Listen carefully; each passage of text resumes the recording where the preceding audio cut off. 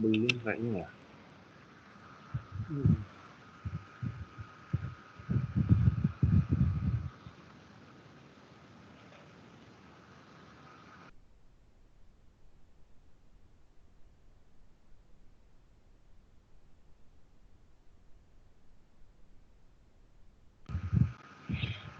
Baik, selamat siang Bapak dan Ibu semua, juga para peserta online live talk show yang sudah hadir di siang hari ini.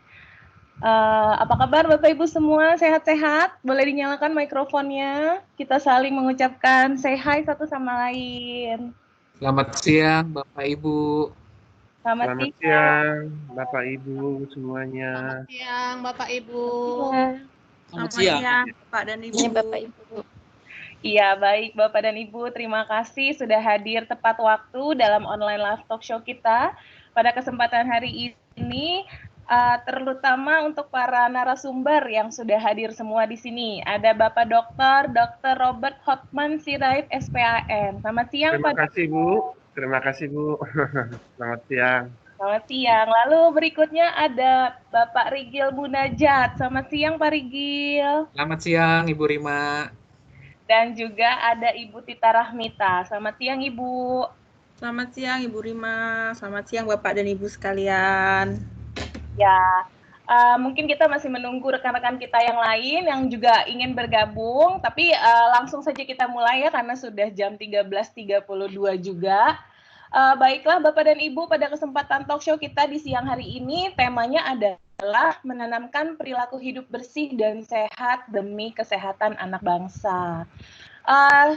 Adapun tujuan dari talk show kita di kesempatan hari ini, yang pertama adalah mengedukasi guru tentang informasi yang komprehensif dan benar mengenai COVID-19. Lalu yang kedua, membukakan wawasan guru tentang pentingnya menanamkan perilaku hidup bersih dan sehat kepada peserta didik sejak dini, dan juga menginspirasi guru dengan berbagai ide aktivitas yang dapat menumbuhkan kebiasaan hidup bersih dan sehat para peserta didik. Baik, Bapak dan Ibu, saya tidak akan berlama-lama lagi. Talk show ini akan langsung dibuka dengan kata sambutan dari Bapak Beni Kusuma, Education Lead PT Microsoft Indonesia.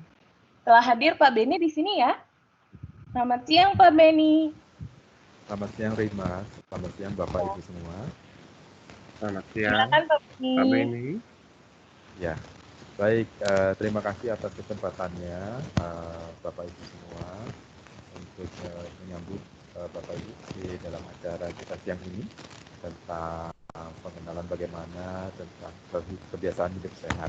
Nah, berdasarkan banyak informasi yang mungkin kita semua terima bahwa virus COVID ini mungkin tidak bisa akan serta-merta hilang dalam hitungan bulan.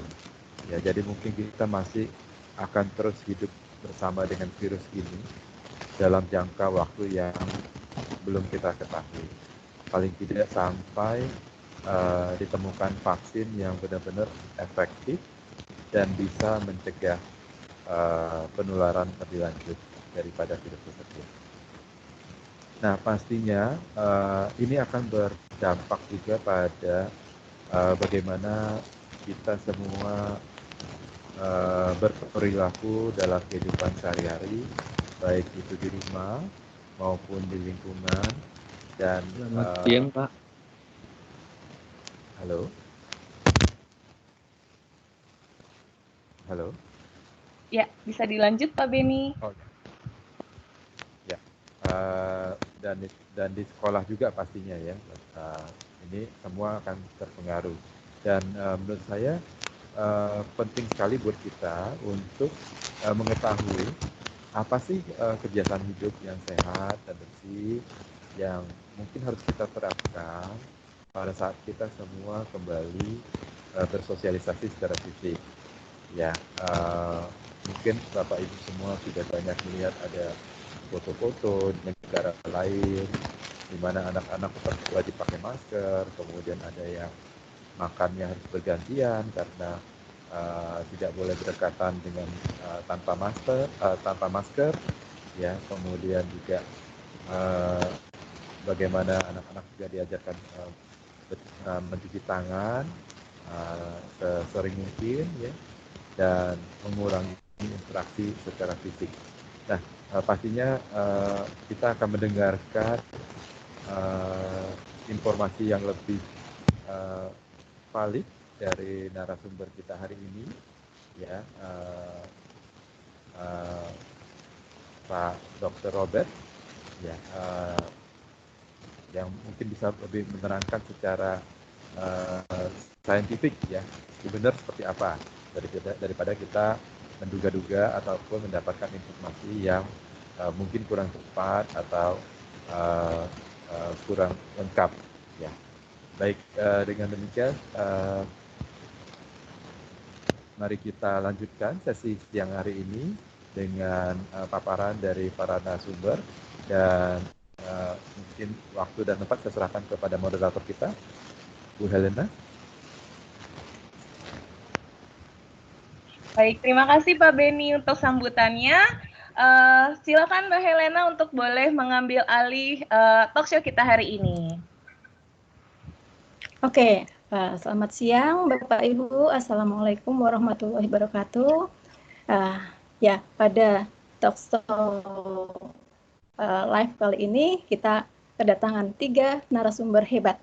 Ada yang pertama adalah Dr. Robert Hotman Sirait, SPAN. Beliau jabatannya Dekan Fakultas Kedokteran Universitas Kristen Indonesia. Pada Pak Dr. Robert silahkan untuk menyapa para peserta. Selamat siang Ibu Moderator, Ibu Helena, dan juga para peserta semuanya yang telah hadir. Pertama-tama saya panjatkan puji dan syukur kehadirat Tuhan Yang Maha Kuasa. Kiranya atas kemurahannya Dia kita boleh bersama-sama hadir mendengarkan talk show pada siang hari ini. Terima kasih. Oke, yang kedua adalah Bapak Rigil Munajat. Beliau sebagai advisor di Fit for School. Silakan Pak Munajat untuk menyapa para peserta.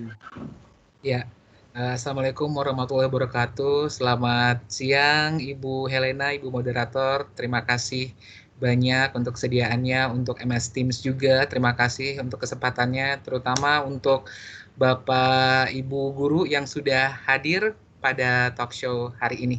Terima kasih. Oke, terima kasih. Yang ketiga, ada Ibu Tita Rahmita. Ya, Ibu, beliau jabatannya adalah Technical Project Professional di Sport for Development. Silakan Ibu Tita untuk menyapa para peserta. Selamat siang Bapak Ibu sekalian. Semoga sehat selalu, dan juga terima kasih ke Ibu Helena. Lalu juga terima kasih untuk Microsoft Education Indonesia yang sudah memberikan platform pembelajaran yang luar biasa sekali. Semoga hari ini kita semua mendapatkan manfaat yang luar biasa. Mari. Oke, Bapak Ibu para pendidik di seluruh Indonesia yang hebat-hebat ini, tema talkshow online kali ini adalah menanamkan perilaku hidup bersih dan sehat demi kesehatan anak bangsa. Oke, yang pertama saya ingin bertanya nih untuk Dr. Robert.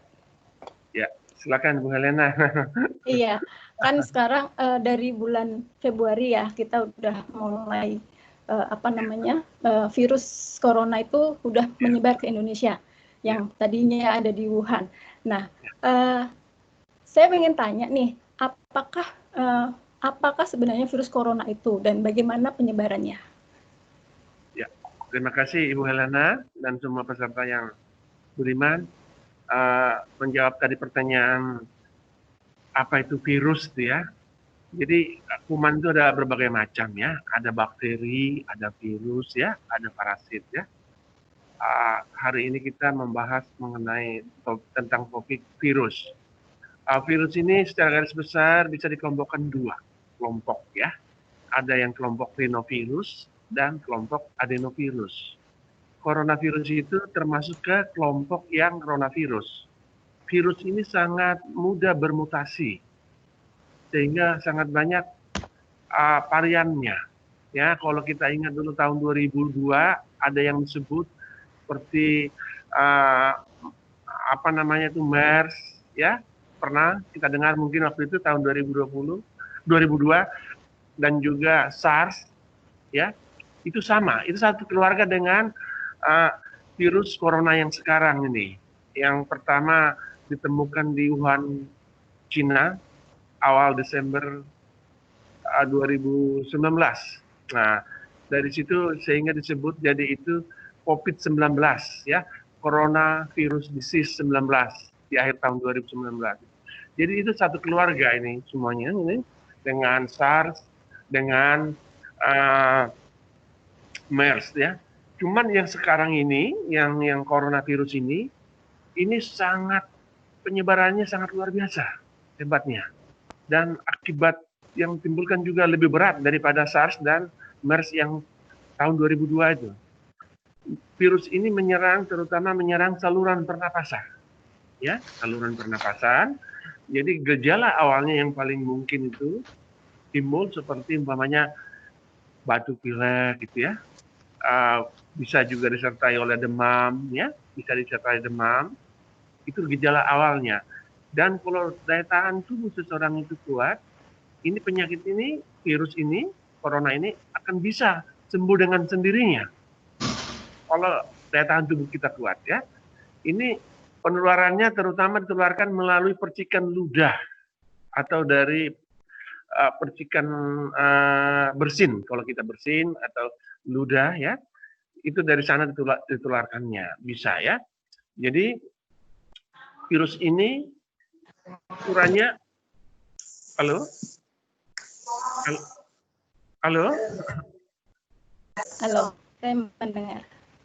Dengar ya Bu, ya, Bu Helena, dengar. Jadi virus ini ditularkan melalui percikan dari air ludah tadi atau dari bersin, kalau kita bersin.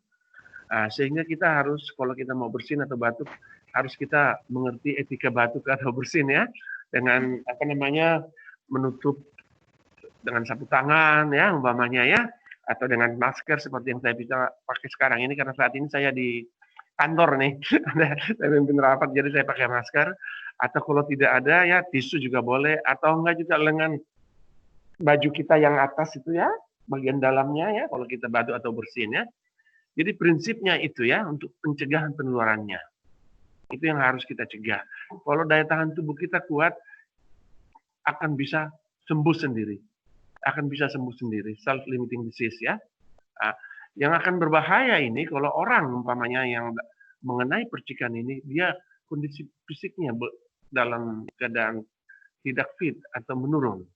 Ini nanti akan bisa menyebabkan namanya radang paru-paru, pneumonia. Atau istilah yang kita kenal kalau sekarang dengan virus corona ini, ya, PDP, ya, pasien dalam pengawasan. Jadi ada 3 kriteria pasien yang bisa mengenai virus corona itu. Ada namanya OTG, ya, orang tanpa gejala. Orang tanpa gejala, dia tidak menunjukkan gejala apa-apa dia. Padahal dia sudah berhubungan kontak yang sangat erat dengan penderita COVID-19. Jadi dia pembawa, dia tidak ada keluhan sama dia, OTG, orang tanpa gejala. Kemudian naik ke tahap yang kedua, yaitu, ya, ODP, orang dalam pemantauan. Jadi orang ini sudah ada gejalanya, sudah ada panas, batuk pilek, dan demam tadi, sudah ada, ya. Tapi belum timbul sesak. Ini yang memerlukan isolasi mandiri di rumah. Ini tidak perlu ke rumah sakit, ya. Ini cukup isolasi mandiri di rumah. Artinya kalau dia mengadakan isolasi di rumah sendiri, kamarnya juga harus sendiri, handuknya juga harus sendiri, gitu loh. Terus alat makannya juga sendiri, gitu, ya. Terus tadi melangkah ke tahap ketiga, PDP, pasien dalam pengawasan. Ada tadi gejalanya nih batuk, pilek, ya, dan sudah disertai oleh sesak, ya, panas tetap tentu ada, sesak napas. Jadi sesak napas itu bisa kita lihat umpamanya kalau pada anak-anak, ya, ini mungkin nanti kita lihat ini. Dia ini, ya, kita sebagai orang tua atau guru juga, ya, kita ngobrol sama si anak itu kan kita bisa lihat sendiri dia terengah-engah napasnya, atau pernapasannya cepat ya. Kalau kita seperti kita dewasa ini, pernapasan kita itu frekuensinya napas kita itu antara 12 sampai 18 kali dalam hitungannya dalam 1 menit ya. Kalau anak-anak itu kalau masih balita mereka lebih tinggi ya, bisa sampai 28 kali ya kalau pada anak-anak ya balita. Tetapi kalau pada orang dewasa atau anak di atas 5 tahun, kalau frekuensinya lebih dari 20 kali itu artinya menunjukkan ada masalah di paru-parunya. Jadi dia harus bernapas lebih cepat ya. Nah, ini yang perlu dirawat di rumah sakit ya. PDP tadi itu ya, pasien dalam pengawasan. Ini harus memerlukan perawatan di rumah sakit. Sedangkan OTG sama ODP itu belum. Cukup di rumah ya, menjalani isolasi mandiri. Tetapi seperti yang saya bilang tadi itu, kamarnya juga harus tersendiri ya. Kamarnya juga harus tersendiri. Alat-alat makannya juga tersendiri, jangan digabung dengan yang lain. Handuk yang dipakai juga tersendiri. Ya, demikian sementara, Bu Helena.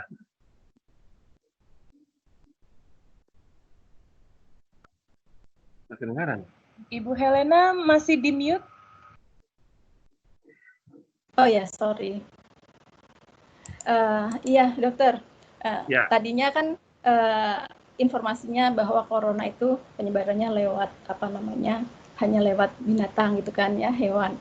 Nah, terus akhirnya ternyata bermutasi menjadi dari manusia ke manusia.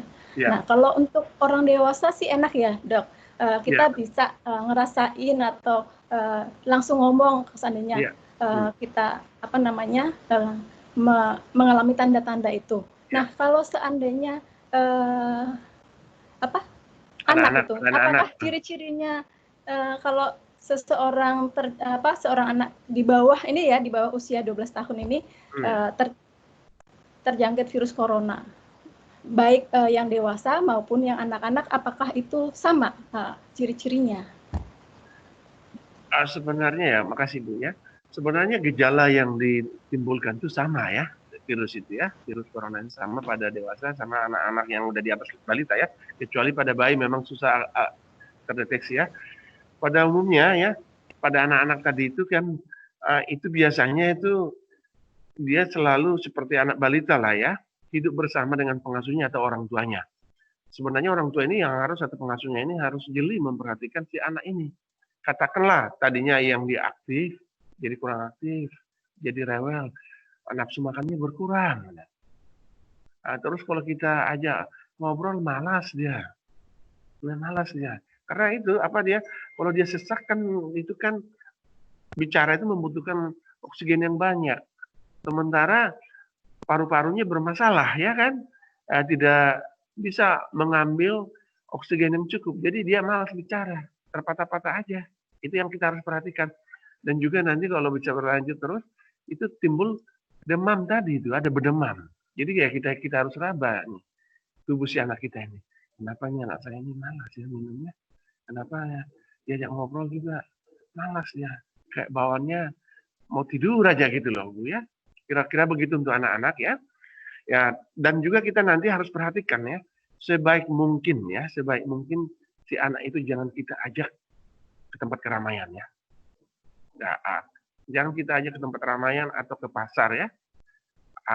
Makanya dari pemerintah kan sekarang ada namanya bekerja dari rumah semuanya ya.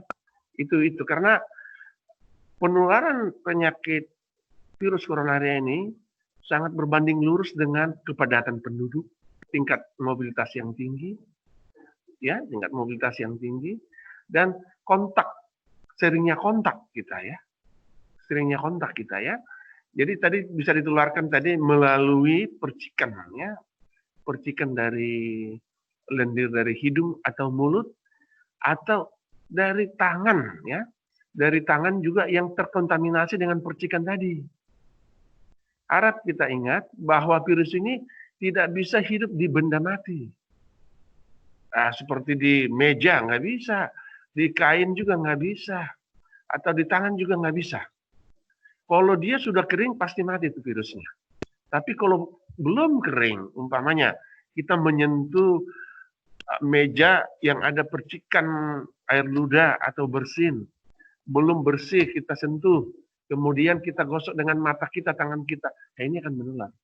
Jadi katanya penularan dengan mata itu bukan karena pandangan mata jadi menular, bukan. Ya, bukan karena pandangan mata jadi menular.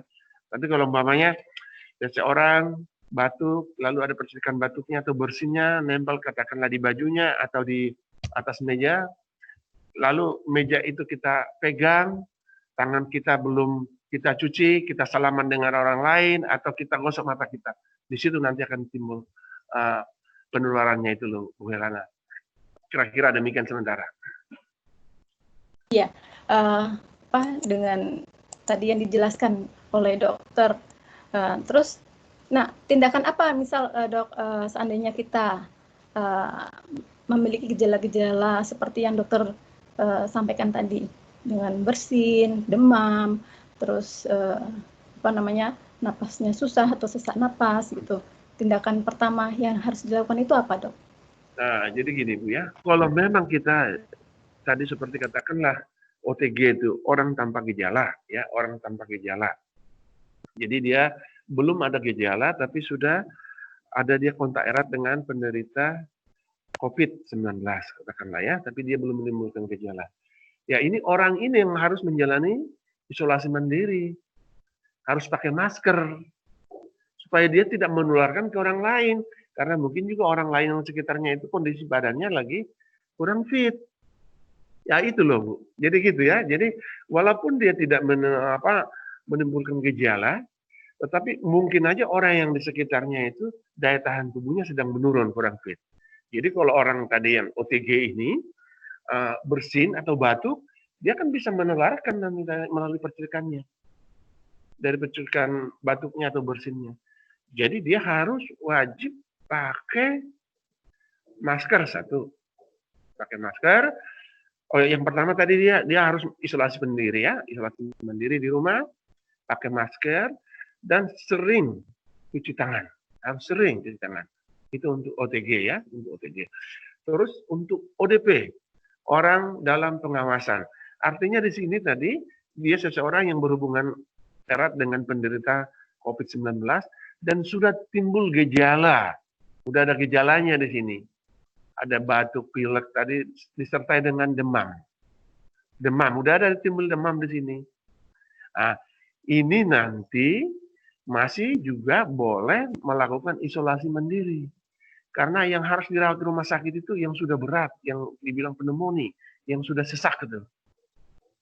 Jadi orang ODP juga sebaiknya jangan dirawat di rumah sakit. Nanti karena rumah sakit itu adalah gudang penyakit, pusatnya penyakit. Jadi nanti kita hubungin aja dokter kita di rumah melalui telepon atau melalui WA. Dok, saya ada keluhan begini. Nah, nanti dokter itu akan bilang nanti, ya bisa kalau untuk karena sampai sekarang kan belum ada obat untuk menyembuhkan virus itu, masih dalam penelitian. Belum ada obat. Kalau seperti bakteri ada antibiotik, tapi kalau untuk virus belum ada ya, belum ada obatnya itu. Caranya bagaimana untuk mengatasi infeksi virus? Kita tingkatkan daya tahan tubuh kita. Itu, kita tingkatkan daya tahan tubuh kita dengan makanan yang bergizi, sayur, buah-buahan ya. Sayur ya, karena sayur itu kaya akan vitamin, mineral ya. Dan buah-buahan seperti jeruk gitu ya. Itu ada beta karotennya, vitamin C-nya, ini juga meningkatkan daya tahan tubuh. Dan juga kita dianjurkan juga nanti untuk berjemur pagi hari ya. Sebaiknya jangan di atas jam 9 lah ya. Memang ada yang bilang sampai jam 11 juga bagus katanya. Itu banyak vitamin D3-nya meningkatkan daya tahan tubuh. Benar itu sampai jam 11, sampai jam 12. Tetapi bukan hanya D3 yang banyak di sana. Ultravioletnya juga tinggi.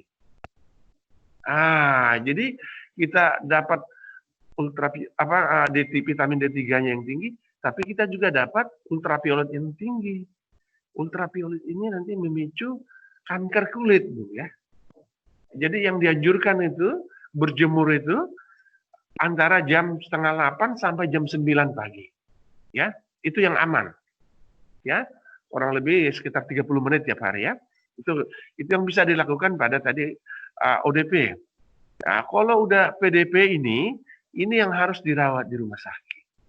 Ini yang harus di rumah sakit. Dan sebaiknya kalau kita punya dokter keluarga, kita selalu komunikasi dengan dokter supaya nanti kita ke rumah sakit sudah ada tempat. Jangan lagi nanti kita udah dapat tempat, karena di sana kan seperti yang saya bilang tadi, di sana banyak sekali penyakit, gudang penyakit. Sementara kita daya tahan tubuhnya sedang menurun. Jadi sebaiknya sebelum kita ke rumah sakit, kita hubungin dulu dokter kita. Supaya nanti segala sesuatunya di rumah sakit itu sudah dipersiapkan. Jadi kita tidak terlalu lama nanti menunggu di UGD. Kira-kira begitu, Ibu Helena. Oh, jadi kalau kita harus jaga makanan kita, ya kan dok? Terus kita juga harus tingkatkan imunitas kita, terus pakai masker, terus sering cuci tangan. Kalau seandainya kita mau ke rumah sakit harus itu adalah alternatif terakhir ya dok ya, agar nggak gampang terjangkit. Soalnya di sana adalah gudangnya. Iya, benar. Iya. Nah, oke dokter, saya jadi tahu banyak nih tentang corona, bagaimana penyebarannya, bagaimana cara menanganinya, ciri-cirinya gitu. Terima kasih. Mungkin ada Bapak Ibu yang hadir, para peserta untuk bertanya, silakan di chat ya untuk pertanyaannya. Oke dokter, saya mau terus mau bertanya lagi nih dok. Ya silakan Bu Helena. Ya, saya tadi pagi kan dengar radio ya, itu anaknya salah satu pasien di rumah sakit masih muda, terus tapi akhirnya meninggal. Itu karena yang dijelaskan sih karena kurangnya keyakinan untuk sembuh. Nah, keyakinan untuk sembuh itu juga perlu juga ya dok. Ya, betul. Jadi keyakinan pasti sembuhnya. Kalau udah pesimis, bagaimana imun kita akan naik ya dok ya? Ya, kalau kita pesimis, terus stres, ya betul. Oke. Nah, bagaimana itu agar kita tidak perlu cemas terhadap berbagai mitos yang beredar di masyarakat tentang virus corona? Kan banyak banget tuh mitos-mitos yang beredar. Makanya banyak orang yang akhirnya begitu kena langsung down gitu. Seakan-akan nih dunia udah berakhir, udah runtuh gitu. Bagaimana dok? Ya, baik Ibu Helena dan pendengar yang budiman semuanya. Memang benar tadi yang seperti Ibu Helena bilang tadi, kita was-was ya, takut, stres, itu manusiawi itu ya. Tapi kan kita orang beriman ya, orang beragama, kita harus percaya sama Tuhan yang Maha Esa ya Bu ya, harus percaya. Pertama apa? Kita anggap ini bahwa ini sama dengan flu biasa, kalau kondisi badan kita sehat, sama dengan itu ya flu biasa ya. Kita yakin akan sembuh. Akan menjadi sulit memang penyembuhannya kalau daya tahan tubuh kita sedang menurun. Akan menjadi sulit ya. Itu pertama, kalau kondisi badan kita menurun. Atau yang kedua, ada penyakit penyerta di dalam tubuh kita. Ya, ada penyakit penyerta dalam tubuh kita, umpamanya kita menderita katakanlah kencing manis, ya, gula itu. Atau kita menderita tekanan darah tinggi. Atau kita ada menderita seperti kurang darah, anemi. Ini akan memperburuk ya dan memperberat penyakit coronavirus ini ya. Juga usia ya. Usia di atas 55 tahun ke atas. Ini juga akan mempermudah atau memperberat nanti penyakit ini. Selama kita sehat, apalagi masih muda, daya tahan tubuh kita tentu masih bagus. Kita yakin dan percaya Tuhan akan menolong kita. Bagi seperti yang tadi, kalau kita udah usia di atas 55 tahun, kita ada menderita kencing manis, gula, kita ada atau penyakit-penyakit yang lain, kalau kita sebaiknya ya inilah yang kita harus hindari seperti tadi social distancing itu. Kita harus menjauhi keramaian. Harus menjauhi keramaian. Ya. Kalau kita mau kerja seperti anjuran pemerintah, ya kita dari rumah aja. Seorang siswa udah belajar dari rumah aja. Kalau seorang ibu rumah tangga mau umpamanya mau belanja ke pasar, sebaiknya si ibu rumah tangga itu harus rencanakan apa, ditulis apa yang mau dibeli, tempat yang mau dituju, pasar mana, kira-kira jam berapa yang sepi. Jadi segala sesuatunya kita harus rencanakan. tidak seperti sebelum kejadian coronavirus ini. Jadi semuanya kita harus itu. Kemudian juga kalau kita harus bertemu dengan seseorang, kita harus jaga jarak minimal 1,5 meter sampai 2 meter. Dan untuk sementara ini kita kerjakan juga physical distancing ya, jangan jabatan tangan dulu lah. Mungkin kita cukup manggut ya, atau kita menjulurkan tangan kita seperti ini ya, atau di dada kita tempelkan, bukan kita sombong ya. Jadi itu untuk menghambat penularan daripada virus coronaria itu ya. Itu yang bisa kita lakukan. Terutama tadi dengan yang saya bilang tadi itu bagi mereka yang ada penyakit penyerta itu ya, seperti hipertensi ya. Hipertensi itu darah tinggi ya, usia lanjut ya.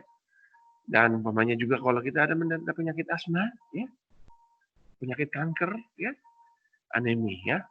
Kita harus lakukan tuh social distancing dan physical distancing tadi ya Bu Helena ya. Nah, mudah-mudahan kita tidak tertular ya. Iya. Iya, makasih Pak. Pak Dr. Robert. Iya, terima kasih. Bapak Ibu peserta, itu adalah pesan dan saran dari Dr. Robert untuk para guru dan dosen di seluruh Indonesia. Nah, selanjutnya saya ingin bertanya nih. Di sini ada Pak Munajat. Ya, Bapak Munajat. Ini saya mau bertanya tentang kebiasaan hidup bersih dan sehat. Ya, Ibu Helena, gimana? Ya. Apakah perilaku hidup bersih dan sehat itu, Pak? Tolong dijelaskan kepada kami. Ya, perilaku hidup bersih dan sehat. Nah, kalau misalkan merujuk kepada teman-teman dari promosi kesehatan di Kementerian Kesehatan ya, ini didefinisikan dengan semua perilaku kesehatan yang dilakukan atas kesadaran sehingga anggota keluarga atau keluarga dapat menolong dirinya sendiri di bidang kesehatan dan berperan aktif dalam kegiatan-kegiatan kesehatan di masyarakat. Ketika ini di sekolah berarti konteksnya siswa ya, bagaimana dia bisa menjadi agen perubahan. Tidak hanya untuk dirinya sendiri tapi untuk peer groupnya, teman-temannya, ataupun nanti ketika dia pulang ke rumah dia bisa memberikan pengaruh baik juga kepada keluarganya seperti itu. Jadi sekarang nih sering dikumandangkan ya, padahal sebenarnya sebelum ada kasus COVID seperti tadi Dr. Robert bilang, kita sudah punya pengalaman avian flu, SARS, MERS ya Dok ya. Dan itu biasanya selalu ada himbauan untuk cuci tangan pakai sabun. Nah, cuma nih seringkali kita nih latah ya, maksudnya lagi rame kegiatan ini ikut, lagi ini ikut. Jadi kadang-kadang praktek-praktik yang baik itu tidak continue, tidak berkelanjutan. Padahal sebenarnya tidak harus menunggu sampai ada wabah baru menjadikan ini pembiasaan seperti itu. Jadi pembiasaan perilaku hidup bersih sehat ini untuk peserta didik ya Bu Helena di sekolah ini menurut saya adalah hal yang paling mendasar. Ini kegiatannya bisa macam-macam, bisa cuci tangan pakai sabun, jajan makanan yang bersih dan sehat, buang sampah pada tempatnya, menggosok gigi dengan teratur dan benar, dan masih ada banyak lagi. Saya rasa Bapak Ibu guru di sini kalau misalkan mendengar istilah usaha kesehatan sekolah, nah itu tuh menjadi bagian aktivitas dari kegiatan UKS. Jadi perilaku sederhana tapi dampaknya bisa luar biasa seperti itu. Kalau misalkan diterapkan, nah ini setiap anggota keluarga bisa jadi sehat ya, tidak mudah sakit. Siswa tumbuh sehat dan cerdas. Nah, jadi kita boleh lihat di sini, walaupun di PHBS, perilaku hidup bersih dan sehat, seringkali kalau ada kata-kata sehat itu identik dengan teman-teman di sektor kesehatan. Padahal ini kebetulan ya, di sini kan ada Bapak Ibu guru. Sebenarnya pendidikan dan kesehatan itu seperti dua mata uang yang saling berdampingan. Jadi ketika ada satu yang tidak ada, jadi tidak ada nilainya gitu. Jadi ini harus sama-sama paralel. Jadi anaknya sehat, cerdas, tentu dia akan berdampak kepada pencapaiannya, prestasinya, achievementnya seperti itu ya. Dan ketika anggota keluarga sehat, nah ini dampak positifnya bisa kemana-mana seperti itu. Nah, kebetulan program kami, jadi saya singkat dulu, ini Bu Helena, kami ini saya dan Mbak Ibu Tita ini dari GIZ ya. GIZ ini adalah lembaga kerjasama pemerintah Jerman dan Indonesia, yang di mana Indonesia ini adalah negara mitra prioritas dari kerjasama internasional Jerman. Jadi kami sudah ada dari berpuluh-puluh tahun yang lalu, dan saat ini program saya Fit for School dan programnya Ibu Rina, Ibu Tita, yaitu Sport for Development. Nah, ini adalah salah satu bagian kecil dari program besar yang ada di GIZ Indonesia yang mendukung kegiatan di Kementerian Pendidikan dan Kebudayaan, khususnya di Direktorat Pendidikan Sekolah Dasar dan Menengah, seperti itu, Bu. Iya. Nah, saya mau nanya lagi nih Pak, mengapa PHBS itu penting diajarkan pada anak sejak dini? Terus kira-kira aktivitas apa aja yang akan diterapkan di sekolah maupun di rumah agar anak-anak dapat mengembangkan kebiasaan hidup bersih dan sehat itu? Iya, kenapa ya penting? Ada yang bisa bantu jawab, Bapak Ibu Guru? Ya, kalau misalkan untuk kondisi sekarang ini jadi seperti tidak ada pilihan, Bu Helena ya, untuk melakukan kegiatan yang tadi saya sebutkan. Nah, penting ini tadi yang saya sampaikan, dampaknya luar biasa, manfaatnya ya, sehat. Jadi sekarang itu aset terpenting itu adalah sehat menurut saya, karena dengan sehat kita bisa beraktivitas, belajar, bekerja, bermain buat anak-anak ya, dan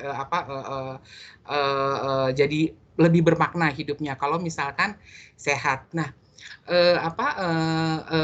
erat kaitannya dengan pembiasaan. Nah, Allah bisa karena apa, Bu Helena? Kelanjutannya. Allah bisa karena Biasa. Iya. Allah bisa karena biasa ya. Ini saya belajar dari Bapak Ibu Guru waktu saya kecil. Jadi untuk bisa menjadikan pembiasaan itu perlu rutin dan teratur. Nah, kenapa dari anak-anak? Anak-anak ini kan ibaratnya masih kertas putih ya, yang dia belum ada tulisan apa-apa, sehingga ketika kita memperkenalkan yang baik-baik, yang benar, praktek-praktek yang yang perlu mereka lakukan, ini akan nempel.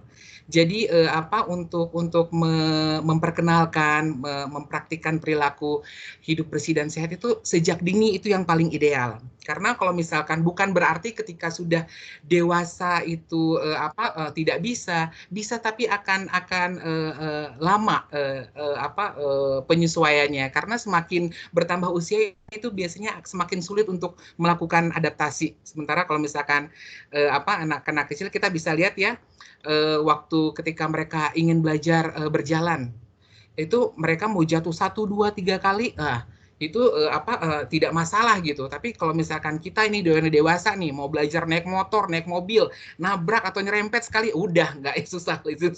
Biasanya langsung saya trauma atau saya apa seperti itu. Jadi itu alasannya Bu Helena, mengapa perlu sejak dini diperkenalkan. Dan untuk di sekolah ini kata kuncinya adalah rutin dan terjadwal. Mengapa? Yaitu tadi bisa menjadi pembiasaan, bisa sampai mengarah kepada pembentukan karakter yang baik itu ketika dilakukan secara rutin dan terjadwal. Jadi bukan ketika hari cuci tangan sedunia baru ngabring cuci tangan, hari gosok gigi nasional baru pada ada kegiatannya. Ini harusnya di sekolah menjadi sesuatu yang rutin dan dilakukan oleh semua siswa. Karena kenapa? Sederhana tapi dampaknya luar biasa. Seperti itu, Bu Helena. Iya. Jadi kalau anak-anak itu harus sejak dini ya Pak ya. Kalau yang dewasa pasti akan nanti kagok ya, karena nggak terbiasa. Nah, sudah kalau punya pola, Jadi kalau mau Iya, berubah ya butuh waktu. iya kalau kayak kondisi yang sekarang yang dewasa harus dipaksakan untuk melakukan PHBS ini. Iya. Jadi biar nantinya juga akan jadi terbiasa. Oke. Nah, seandainya nih pandemik COVID-19 nanti berakhir, terus siswa kembali Amin. ke sekolah. Iya, betul. Amin, itu yang kita harapkan ya. Betul, Nah, betul. apa saja nih Pak Munajat, apa aja yang harus dipersiapkan oleh sekolah? Ya, jadi ini penting pada saat ini ya Bu, sama seperti kasus-kasus yang lain ketika heboh stunting, heboh malaria atau apa. Nah, pasti kita perlu berbicara dua hal. Apa yang perlu dilakukan tindakan terhadap kondisi yang sudah terjadi saat ini. Lalu yang kedua yang tidak kalah pentingnya, apa yang perlu dipersiapkan, yaitu untuk pencegahan untuk mitigasi sehingga tidak terjadi risikonya berkurang seperti itu ya. Nah, seringkali kan kita ketika wabah ini fokusnya pada saat ini gitu. Nah, apa baik untuk sekolah mengingat kira-kira apa yang perlu dipersiapkan ketika wabah ini sudah berakhir. Nah, pihak sekolah perlu bertanya 3 hal nih, Bu Helena, terkait dengan fisik. Jadi kalau fisik mungkin ini bahasa yang sering terdengarnya sarpras ya, sarana dan prasarana. Lalu terkait dengan non fisik, ya ini terkait dengan PHBS-nya, kegiatannya. Dan bagaimana manajemennya ataupun tata kelola. Kalau misalkan saya sebut MBS, biasanya Bapak Ibu guru langsung ngeh, yaitu manajemen berbasis sekolah. Bagaimana sekolah memberdayakan secara mandiri sumber hal-hal yang dimiliki oleh sekolah dimanfaatkan untuk kegiatan seperti itu. Nah, praktisnya kalau misalkan terkait nih wabah COVID ini ya, Bu Helena, ini kita udah jargonnya kan CTPS ya, cuci tangan pakai sabun di bawah air yang mengalir. Nah, kenapa tadi saya menyebutkan fisik, non fisik dan manajemen? Jangan sampai seperti ini. Kita tuh kan biasanya gampang sekali membangun ya. Coba legenda-legenda yang ada di Indonesia, semua candi aja bisa dalam satu malam dibangun ya. Itu ya legendanya ya. Sayangnya yang kurang dari cerita itu adalah kita gampang membangun tapi sulit untuk merawat. Seperti itu. Jadi bingung, mau bangun gimana, susah, dana, biaya, seperti itu. Ketika sudah ada fisiknya dibangun, tapi ternyata kegiatannya tidak ada. Jadi non fisiknya tidak ada. Ataupun manajemennya, pengelolaannya kapan itu bergulir, kelas berapa dulu yang melakukan, itu belum ada. Nah, itu contoh kasus pertama. Kasus kedua, hasratnya besar, ingin melakukan kegiatan CTPS, kantin sehat, segala macam, tapi ternyata fisiknya, sarprasnya tidak mendukung, ataupun tata kelola untuk membuat kegiatan itu berkelanjutan tidak ada. Nah, makanya 3 hal yang tadi saya sampaikan ini perlu dilihat oleh pihak sekolah, bagaimana fisiknya, bagaimana non fisiknya, bagaimana manajemennya. Nah, sebenarnya Bu Helena, ini saya mengulang kembali apa yang sudah disuarakan oleh Bapak Menteri Pendidikan. Jadi ada 2 surat edaran ya yang dikeluarkan pada saat wabah ini. Nomor 3 dan nomor 4, yaitu yang nomor 3 itu terkait dengan pencegahan COVID pada satuan pendidikan. Lalu yang nomor 4 ini tentang kebijakan pendidikan selama coronavirus. Jadi kalau yang di pertama ini kegiatan-kegiatannya banyak, Bu. Mulai dari kebersihan lingkungan, tadi PHBS ini yang terkait dengan aktivitas fisik, nanti akan lebih jelas lagi ada, Bu, oleh Ibu Tita, karena selain apalagi nih dalam kondisi seperti ini ya, kita seringkali lupa untuk physical exercise. Jadi berkegiatan, berolahraga gitu.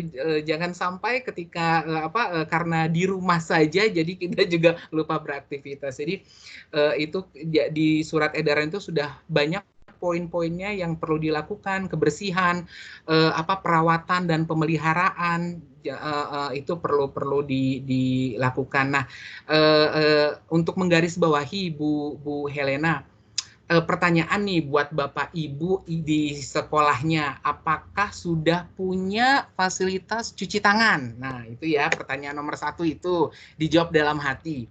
Lalu yang kedua, kalau misalkan sudah punya, itu fasilitas cuci tangannya sifatnya individual seperti wastafel atau yang berkelompok yang bisa dipakai secara bersama-sama. Karena Bu Helena, ini kan sehat itu kan hak untuk semua ya, tidak terkecuali mau untuk yang disabilitas, untuk yang siswa sehat, untuk guru, semua berhak untuk sehat.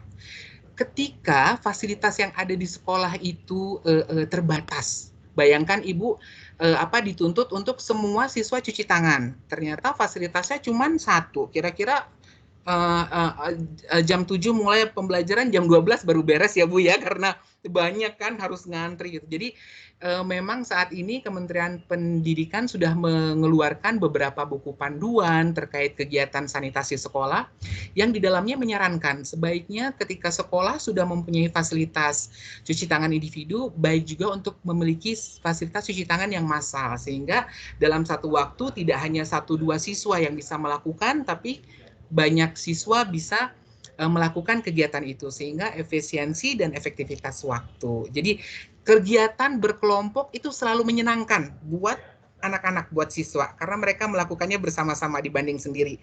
Pasti Bu Helena ingat kalau waktu kecil ibu-ibu tuh suka bawa anaknya makan di taman biar rame-rame, karena biar makannya banyak, karena itu kan aktivitasnya sama-sama. Itu sama Bu, pas SD mereka merasa senang. Nanti juga Bu Tita bisa cerita bagaimana ketika aktivitas fisiknya bentuknya permainan. Biasanya itu akan lebih fun, mereka lebih keluar all out gitu, dan itu dibangun karakternya, bagaimana mereka berinteraksi, bersosialisasi. Jadi manfaatnya banyak hidden agenda ketika Bapak Ibu punya fasilitas cuci tangan yang massal ini. Sangat-sangat bisa berkontribusi terhadap pembentukan karakter siswa didik seperti itu. Oke, jadi harus ini ya Pak Munajat, sekolah harus melakukan kebiasaan hidup bersih dan sehat berkelanjutan ya, dengan fasilitasi siswanya wastafel. Jangan lupa juga sabunnya, kalau wastafelnya udah ada, sabunnya nggak ada kan percuma ya. Pakai tubuh Helena CTPS dengan air yang mengalir ya. Ya kan seringkali ada yang cuci tangan tidak pakai sabun, ataupun cuci tangan di kobokan, airnya nggak mengalir, jadi kumannya di situ-situ aja, seperti itu. Iya. Dan fasilitas yang dipersiapkan sekolah pun nggak cuma 1, tapi yang bisa mencakup seluruh siswanya, ya begitu ya. Betul, Pak Munajat. Iya, dan kuncinya Bu, jangan sampai ketika sudah ada fasilitasnya terus tidak digunakan. Jadi banyak sekali contoh-contoh tantangan ya, ini tantangan ketika sudah ada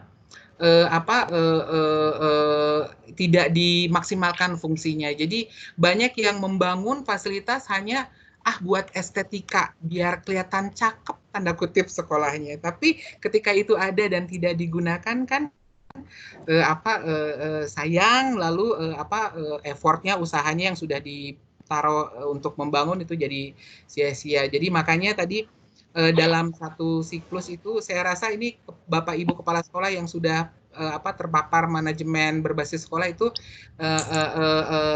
sangat paham mengenai bagaimana ketika ada fisik, non fisik dan manajemen pun itu perlu jadi penyerta, jadi satu paket, sehingga tadi tidak hanya hit and run, jadi pas saat ini rame, tapi itu bisa berkelanjutan, karena kan kita ingin menciptakan ini jadi budaya ya. Jadi budaya, jadi kebiasaan, pembiasaan, dan itu hanya akan tercapai ketika dilakukan rutin, bukan sewaktu-waktu atau pas ingatnya, seperti itu, Bu.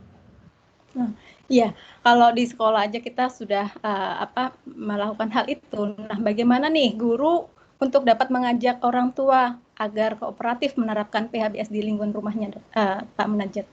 Menarik nih Bu.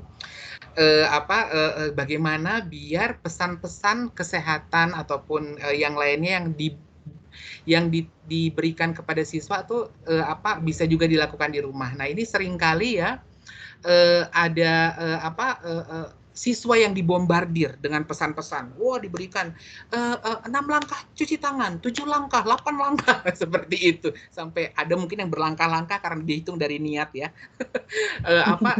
Nah, ini akan sulit, jadi tidak selaras Bu Helena ketika di rumah tidak diterapkan. Jadi perlu kerjasama nih ketika. Nah, sekarang nih seperti jadi di satu sisi pihak sekolah ya tetap dengan tugas-tugasnya karena pembelajaran online ya, tapi akhirnya Bapak Ibu guru merasakan ya jadi Bapak Ibu guru di sekolah karena sekarang kan di bawah bimbingan langsung orang tuanya gitu. Nah, perlu selaras, jangan sampai di sekolah diberitahu cuci tangan pakai sabun, tapi di rumah tidak disediakan. Atau seringkali kalau yang untuk gosok gigi nih 2 kali sehari dipraktekkan gitu dengan pasta gigi berfluoride, tapi ternyata gosok giginya dipakai satu orang bersama-sama gitu. Ada yang kasus seperti itu. Jadi hal-hal ini bisa dijembatani dengan informasi transparansi, akuntabilitas ketika Bapak Ibu guru sudah punya RKS ya. Bu Helena, itu kan rencana kegiatan anggaran tuh biasanya ada program-programnya dan itu memang melalui komite sekolah itu perlu diperkenalkan ke orang tua sehingga selaras apa-apa yang disampaikan oleh guru ini disampaikan juga oleh orang tua. Nah, saat ini sudah sistem teknologi kita, informasi, komunikasi sudah sangat mumpuni, mendukung apa-apa tinggal di-send di WhatsApp atau praktek-praktek baiknya. Jadi antara wali kelas dengan orang tua murid, nah itu yang perlu dijalin dan menurut saya Bu Hena yang paling penting lagi, seringkali itu kita dapat informasi itu yang baik dan benar itu banyak. Tapi tantangannya bagaimana memberikan informasi yang relevan. Nah, ini jadi tips nih. Jadi ketika memang ingin membangun kebiasaan, menciptakan PHBS ini berikan informasi-informasi yang relevan sesuai dengan kebutuhan siswa seperti itu. Kalau misalkan gini contohnya ya, promosi CTPS pakai sabun, terus bertanya nih, ini karena sering banyak nih yang bahas, kalau misalkan pakai hand sanitizer udah cukup, atau kalau sabunnya sabun cair aja. Nah, kalau misalkan kampanyenya di teman-teman kita yang ada di wilayah terpencil, di Papua, nggak usah jauh-jauh deh, di Bandung, di kabupaten aja masih banyak yang terpencil ya Bu. Mereka mikir kalau misalkan harus pakai sabun cair ya. Nah, itu tadi berarti informasi yang relevannya apa? Bahwa cuci tangan pakai sabun itu bisa dengan sabun cair, sabun batang, sabun cuci.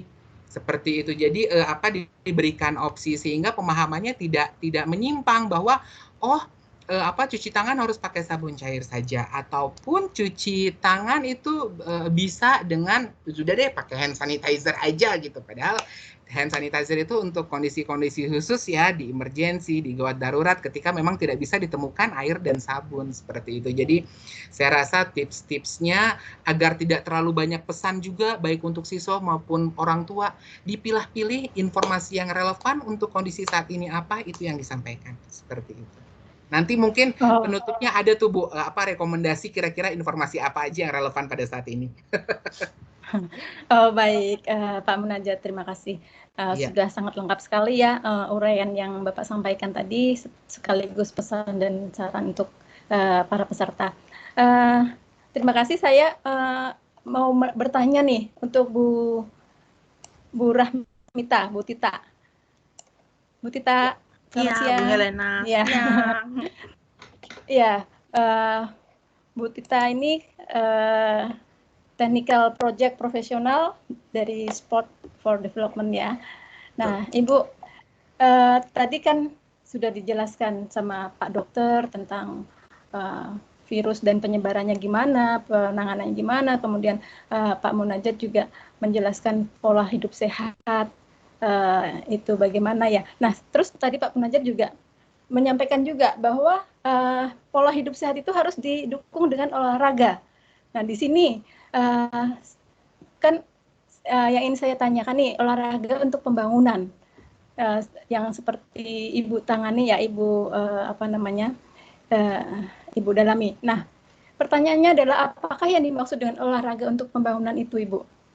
Ya, terima kasih Bu Helena. Suara saya cukup jelas? Jelas, Ibu. Oke. Ya, jadi olahraga untuk pembangunan. Yang kita tahu kan olahraga ya, gerak fisik, aktivitas fisik itu olahraga. Tapi olahraga untuk pembangunan itu merujuk pada penggunaan olahraga, kegiatan jasmani, permainan tradisional ataupun permainan yang menggunakan gerakan fisik untuk mencapai tujuan-tujuan pembangunan yang spesifik. Termasuk dan yang terutama adalah tujuan pembangunan berkelanjutan atau biasanya kita menyebutnya SDG, Sustainable Development Goal, yang dicanangkan oleh Perserikatan Bangsa-Bangsa. Nah, kalau Bu Helena dan ibu atau bapak guru yang lain pasti tahu kan bahwa salah satu dari goals dari SDG adalah kesehatan. Kalau nggak salah itu goal 3. Nah, oleh karena itu dengan Sport for Development kita ini kegiatan yang fisik itu berkontribusi terhadap kesejahteraan jasmani dan rohani, serta juga interaksi sosial seperti dengan permainan, rekreasi itu atau olahraga yang tim itu kan membuat anak-anak belajar banyak sekali hal, belajar komunikasi, belajar kerjasama, belajar gotong royong, dan belajar hidup sehat juga melalui menggunakan olahraga sebagai kendaraannya, ceritanya seperti itu. Dan harus diingat juga bahwa olahraga untuk pembangunan ini bukanlah olahraga untuk dalam tanda kutip untuk elit ya, untuk untuk kompetisi, bukan, tapi adalah lebih ke pesan yang akan disampaikan.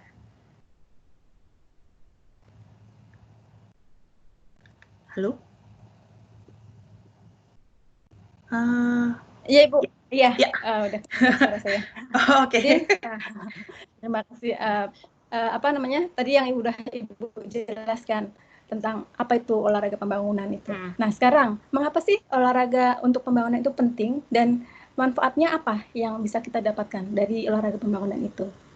Jadi, mengapa itu penting? Tentu saja seperti tadi saya sempat menceritakan sedikit bahwa olahraga itu mengajarkan kita banyak sekali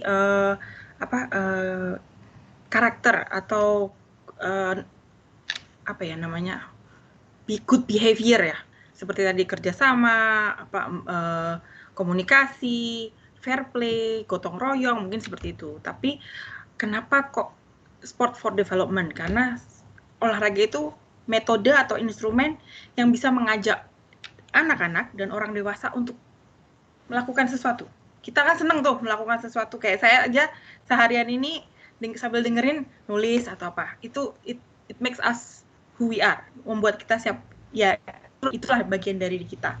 Lalu bisa menjangkau kaum muda.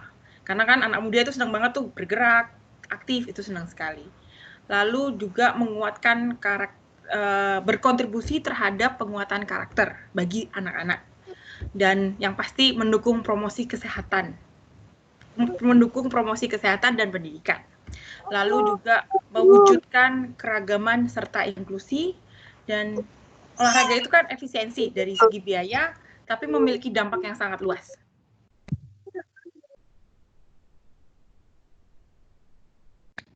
Jadi ini olahraga itu harus bisa dijadikan lifestyle ya, Bu. Lifestyle dan juga itu suatu kendaraan untuk menyampaikan pesan-pesan, Bu, sebenarnya. Oh gitu. Oke. Nah, di sini nih Bu, apakah hubungan antara olahraga dengan kebiasaan sehat seperti tadi yang sudah Pak Munajat sampaikan? Ya, karena berhubungan erat banget katanya. Betul sekali, sangat berhubungan erat. Itu seperti kalau tadi kesehatan dengan itu sebagai dua mata koin. Kalau olahraga itu menurut saya sebagai pushernya, pendorongnya, mendorong untuk kita semua melakukan aktivitas hidup sehat ya. Nah, kita tahu bahwa faktor kesehatan itu elemen penting untuk menentukan keberhasilan belajar seorang siswa. Tentu saja gizi, sanitasi itu sudah pasti. Tapi masalah kesehatan yang biasanya kita temui di sekolah itu adalah kurangnya aktivitas fisik siswa. Banyak data menunjukkan bahwa penduduk Indonesia yang berusia 10 tahun ke atas itu kurang melakukan aktivitas fisik sebanyak, kalau nggak salah itu karena dari hasil riset tahun 2018. Padahal seperti kita tahu, aktivitas fisik itu memberikan banyak manfaat ketika proses pembelajaran. Saya beri contoh, mungkin contohnya saya pribadi. Jadi kalau saya di kantor, tidak melakukan apa-apa, hanya mengetik saja seharian, yang ada adalah kepala saya pasti migrain. Punggung saya sakit karena duduk seharian. Tapi ketika kita itu mengetik, berhenti sebentar, jalan atau melakukan aktivitas fisik sangat sederhana, pasti lebih segar. Duduk lagi, kerjanya pasti lancar. Ibu Helena pasti mengalami hal seperti itu juga ya?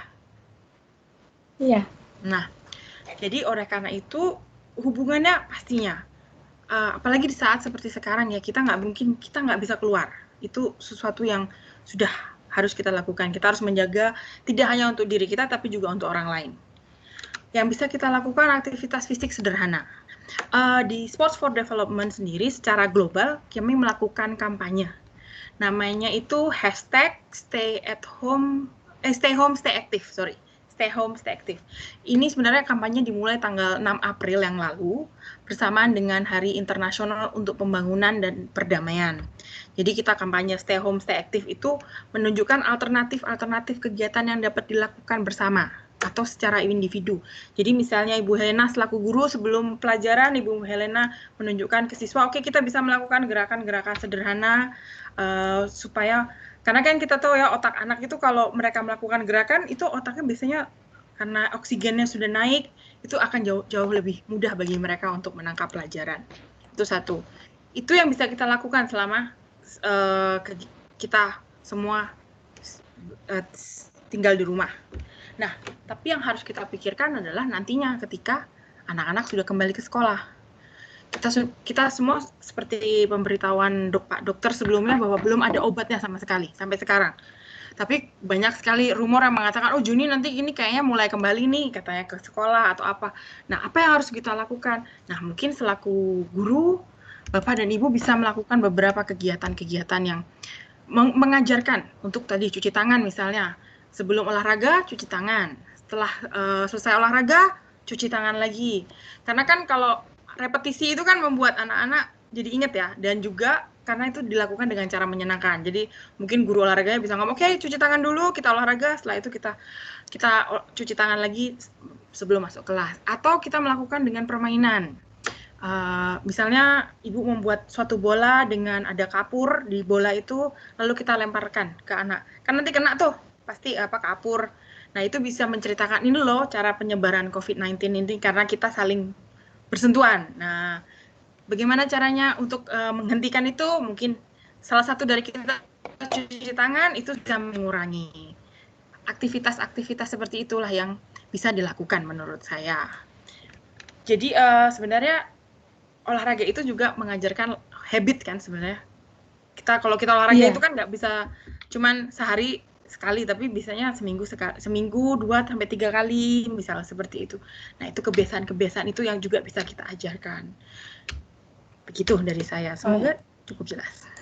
Oh ya, jadi harus diajarkan atau dilakukan setiap hari atau mungkin secara teratur agar menjadi kebiasaan ya. Betul sekali. Terutama untuk sekolah ya Bu ya. Iya. Apalagi seperti tadi belum ada obatnya kan Bu, so apa yang harus kita lakukan? Kita harus mencari jalan. Dan Ibu tahu sendiri anak-anak itu kalau udah aktif, dia akan belajarnya lebih seneng ya, lebih cepat menangkap juga kan sebenarnya. Iya. Nah, untuk saran Ibu nih, saran dan pesan Ibu untuk para guru dan dosen di seluruh Indonesia itu apa ya? Wah, saran saya apa ya? Saran saya kita harus menemukan cara bagaimana kita menggunakan bahwa kita harus menemukan cara bagaimana membiasakan kehidupan sehat melalui berbagai cara. Salah satunya yang paling gampang mungkin melalui olahraga. Iya. Karena menurut saya olahraga itu sesuatu yang dilakukan setiap hari. Kan sebelum masuk kelas pasti ada, saya nggak tahu zaman saya dulu sekolah itu masih ada senam pagi itu loh Bu. Zaman sekarang ada nggak sih Bu? Nggak ada Kalau ya sekarang kali ya? paling seminggu sekali atau pas pelajaran olahraga. Terus atau kalau enggak sebulan sekali untuk olahraga bareng-bareng satu sekolah seperti itu. Nah, mungkin dalam proses itu bisa ada sesi refleksi di mana menginformasikan tentang isu-isu kesehatan terbaru, isu-isu kebersihan, atau mungkin dengan bermain secara aktif di dalam kelas pun saya rasa bisa. Yaitu tadi seperti saya bilang pakai bola yang dikasih kapur untuk mungkin guru biologi atau guru IPA itu cara bagaimana virus terjangkit, hal-hal seperti itu dengan gerakan-gerakan. Iya. Oke, terima kasih banyak Ibu atas informasinya. Nih, udah banyak banget pertanyaan yang ditujukan dari peserta untuk ketiga narasumber kita. Oke, yang boleh saya bacain ya Bapak Ibu narasumber untuk pertanyaan-pertanyaan pesertanya. Ya, baik. Sekarang ini pertanyaan untuk Dr. Robert. Ya. Dokter, banyak banget nih pada antusias.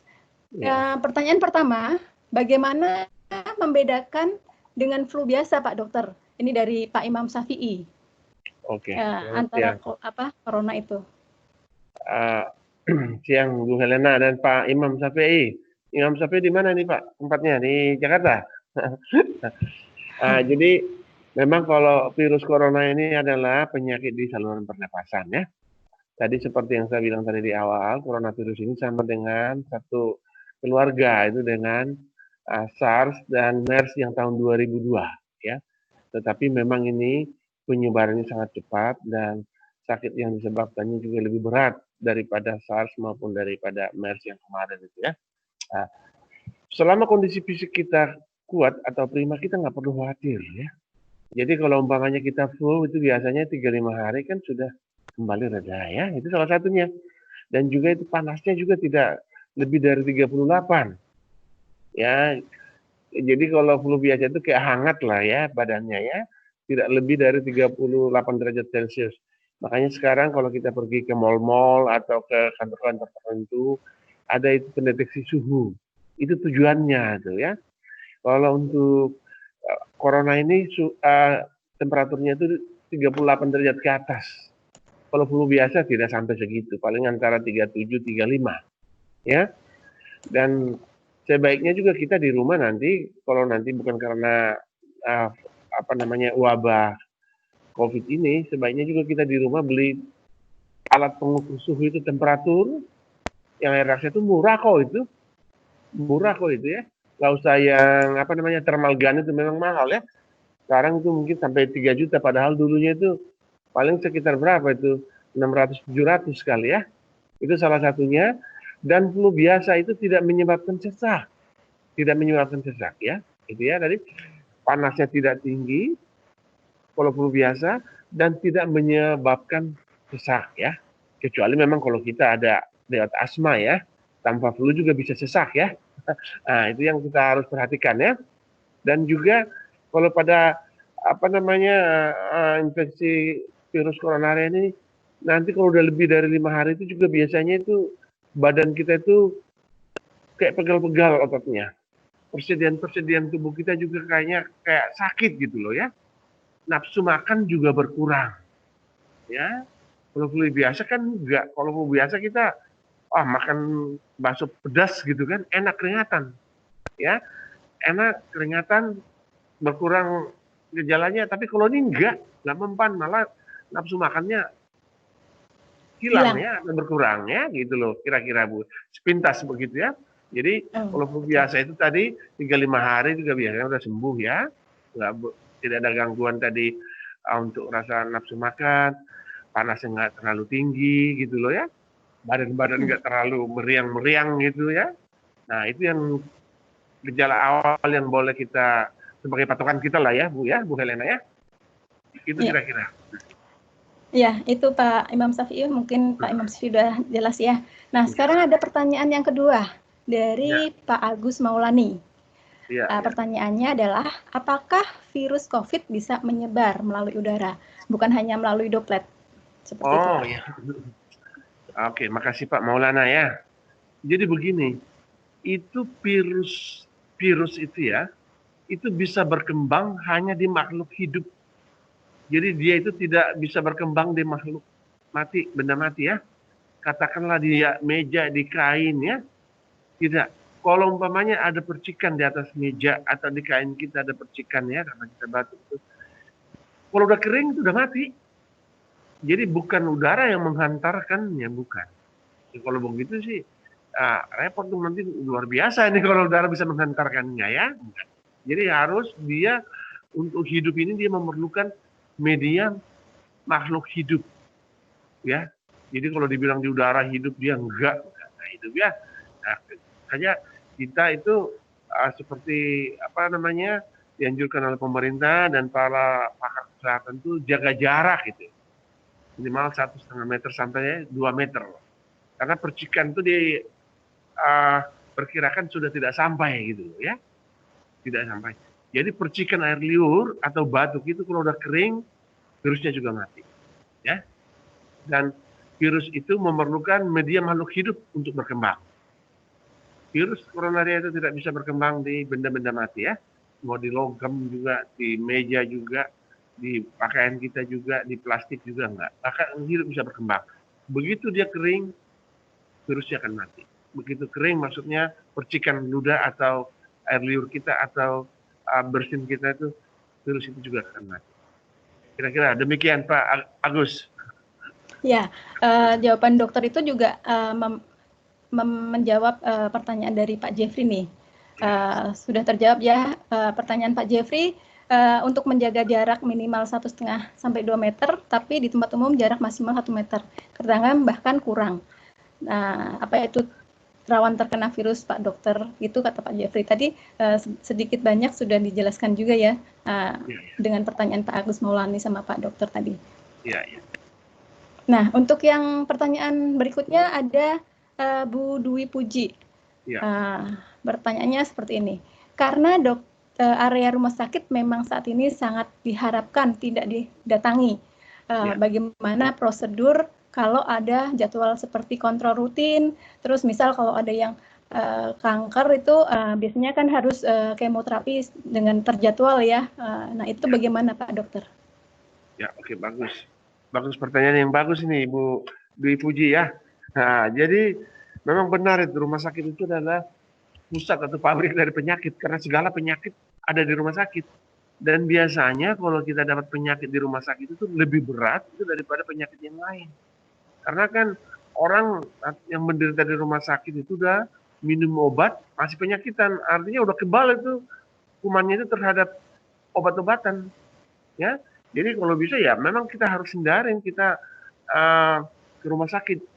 Itu kan sebenarnya makanya dilarang oleh WHO itu nggak boleh bawa anak-anak ke rumah sakit. Tapi kadang-kadang kan kita tidak terima, suka ribut kita dengan security di rumah sakit. Kalau kita bawa anak, padahal sebenarnya untuk kepentingan anak kita, untuk kepentingan kita supaya nggak tertular ya. Karena di rumah sakit itu adalah gudangnya penyakit dan kebal terhadap obat-obatan penyakit-penyakit yang di rumah sakit. Seperti Ibu Puji tadi, seperti umpamanya adalah kemoterapi atau radioterapi ya. Sebaiknya Bu, Ibu sebelum datang ke rumah sakit itu 1 hari sebelumnya ya, sebaiknya telepon dulu dengan dokternya atau petugas rumah sakitnya, janjian dulu. Jam berapa kira-kira datangnya untuk menghindari ya pertemuan yang banyak dengan orang-orang. Untuk menghindari kerumunan orang yang banyak.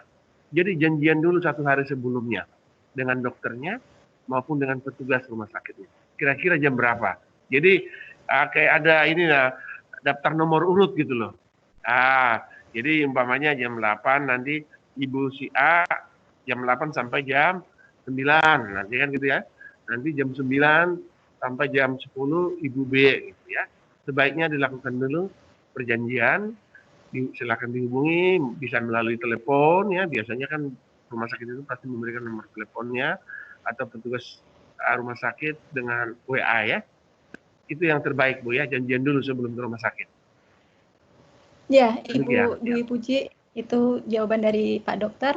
Nah, Bu Alin mau bertanya nih Pak, swab test sangat terbatas kan Dok? Gimana kita bisa memperkirakan, sepertinya kita kena COVID nih, karena pernah bertemu teman yang PDP.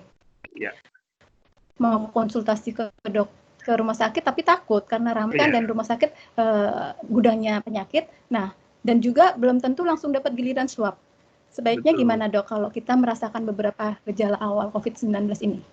Ya, betul Bu. Jadi Ibu Dwi ya, Ibu siapa? Ibu Alin ya? Ibu Alin, ya Ibu Alin. Alin ya, Ibu Alin ya.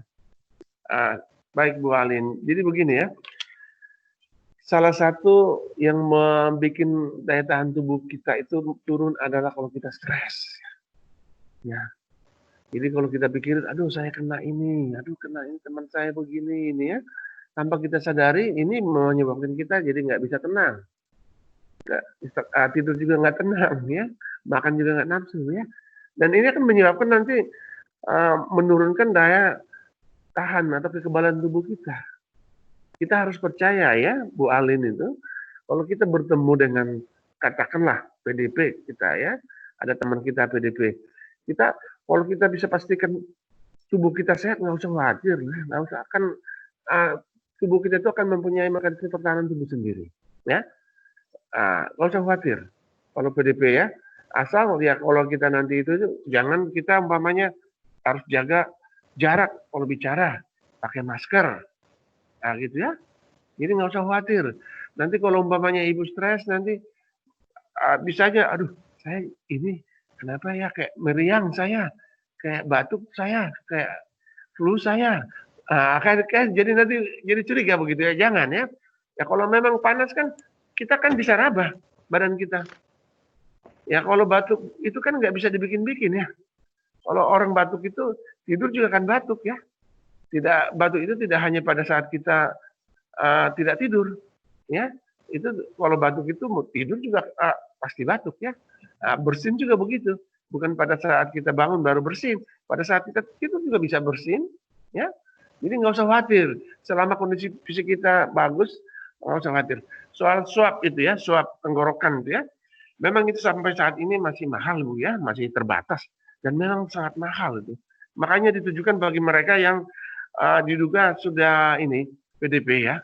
Tadi harus ada gejalanya tadi itu batuk pilek ya, terus demam di atas 38 derajat. Dan itu juga kan sebelum ke swab itu ada pemeriksaan rapid test juga ya. Kalau Ibu dengar ya, itu ambil dari darah ya. Kalau itu lebih murah itu ya, lebih murah. Jadi dari sini dulu screening sebelum ke swab itu.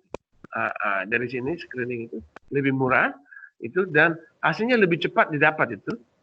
Kalau umpamanya kita pemeriksaan di sarana kesehatan itu rapid test itu dalam hitungan jam sudah bisa kita tahu ya. Nanti di sana diperiksa kekebalan tubuh kita. Ada namanya imunoglobulin yang M ya. Kalau itu tinggi baru nanti dicurigai ke virus corona atau COVID-19. Baru nanti dilanjutkan dengan pemeriksaan swab, ya. Jadi tidak langsung ke swab gitu loh ya. Ya. Kira-kira begitu ya, Ibu Alin ya. Terima kasih. Iya, oke. Terima kasih Dokter. Ya Ibu Alin, semoga aja penjelasan Dokter sudah cukup jelas ya. Bapak Ibu para narasumber, ini ada yang ingin bertanya secara langsung. Ada Pak Mansur. Kita persilahkan ya, Bapak Mansur ini untuk bertanya secara langsung. Pak Mansur mau bertanya secara langsung. Ini ke Pak Munajat. Oke. Terima kasih Bu Helena. Selamat sore Pak Munajat. Pak Dokter, ini saya ini seorang guru di salah satu sekolah di SMP. Kebetulan saya adalah diberi amanah untuk mengelola sekolah sebagai wakil kurikulum. Nah, sebagai gambaran bahwa sekolah saya pernah sebagai juara dalam lomba sekolah sehat.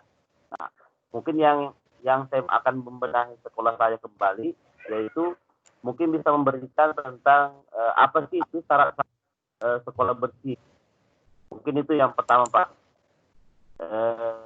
Yang kedua mungkin ke Pak Dokter, bahwa ini Dok, saya sebelum pandemi ini munculnya corona, dalam diri saya selalu bersin dan flu. Nah, bahkan sampai sekarang pun selalu alami itu. Nah, kondisi saya sekarang masih alhamdulillah masih sehat. Cuma yang saya khawatirkan itu karena dalam 1 minggu itu selalu muncul bersinnya pun sampai 4 kali ke atas. Tidak pernah 1 atau 2 kali. Nah, itu yang selalu mengkhawatirkan perasaan saya, Dok. Mungkin itu, Helena. Oke, ada 2 pertanyaan ya dari Pak Mansur. Yang pertama ada ke Pak Munajat dan yang kedua buat Dr. Robert. Siapa dulu nih yang mau menjawab? Pak Munajat, silahkan. Boleh. Ya, selamat sore Pak Mansur. Terima kasih atas pertanyaannya. Jadi ini ya Pak, bagus nih.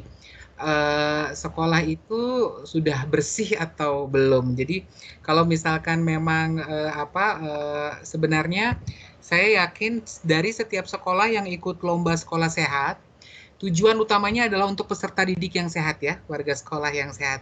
Dan salah satu keuntungan tambahan ketika melakukan itu adalah salah satunya bisa menang lomba. Jadi semoga lombanya ini menjadi kendaraan bukan menjadi tujuan gitu, karena tujuannya adalah peserta didiknya yang sehat. Nah, kalau misalkan Bapak pernah mendengar tentang usaha kesehatan sekolah, di situ ada trias UKS ya Pak. Jadi biasanya indikator-indikator yang dipakai untuk lomba itu adalah indikator-indikator yang memang sejalan dengan trias UKS. Jadi bagaimana dari pendidikan kesehatannya, bagaimana pelayanan kesehatan, dan bagaimana pembinaan lingkungan sekolah sehat. Nah, dulu ketika semangat ya lomba-lomba ini, biasanya jatuhnya penilaian itu porsi besarnya adalah ke sarana dan prasarana, jadi fisiknya saja. Tapi sepengetahuan saya sudah beberapa tahun terakhir, teman-teman di pusat dari 4 kementerian, karena kalau UKS itu tidak hanya Kementerian Pendidikan ya, ada Kementerian Kesehatan, Kementerian Dalam Negeri, dan Kementerian Agama, karena ada sekolah madrasah ya. Ini sepakat bahwa ini harus merata. Jadi tidak hanya melihat sarprasnya, tapi juga melihat bagaimana pembiasaannya, sehingga memang kategori-kategori dalam lomba itu Pak, pada saat nanti menang itu tidak hanya performanya ya, tapi ada best achievement, best performance, best attitude. Jadi dilihat, karena tadi yang paling penting ya tiga-tiganya ini. Kalau misalkan hanya fokusnya ke fisik tanpa ada pembiasaan perilaku hidup bersih sehatnya, itu jadi tidak paripurna. Jadi kalau misalkan di UKS itu ada levelnya, standarnya minimal, standar, optimal, paripurna. Ini cita-citanya kita semua di sini sekolahnya adalah sekolah yang paripurna. Jadi ciri sederhananya apa? Sebelum melihat bangunan dan segala macam bersih. Banyak nih sekolah yang mencoba membangun toilet ya yang levelnya bintang 5, tapi tetap pas kita datang ke sekolahnya kita tidak perlu tanya di mana lokasi toiletnya karena kita tinggal pakai indera penciuman. Jangan sampai seperti itu. Jadi sebenarnya standar sekolah yang sehat ini pondasinya yaitu tadi bersih dulu, tiga hal ya Pak yang paling mendasar, air, sanitasi, dan kebersihan. Jadi akses airnya perlu ada. Lalu sanitasi di sini tidak hanya jamban, tapi mulai drainase, pembuangannya, tong sampahnya, septic tank, seperti itu. Dan yang terakhir hygiene, kebersihan ini kaitannya dengan softwarenya. Jadi tidak hanya fisik, tapi bagaimana ada kegiatan-kegiatan untuk membentuk karakter dan perilaku siswa yang baik. Seperti itu Pak Mansur. Mudah-mudahan sesuai jawaban dengan pertanyaan. Ya. Ya, bagaimana Pak Mansur? Oke, terima kasih. Sudah jelas Pak. Ya? Ya, sudah. Ya, terima kasih juga Pak. Ya, oke. Sekarang berarti pertanyaan untuk Dr. Robert ya. Silakan dokter.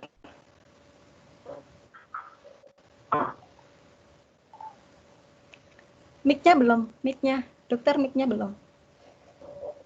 Ya, terima kasih Bu Helena, terima kasih Pak Mansur.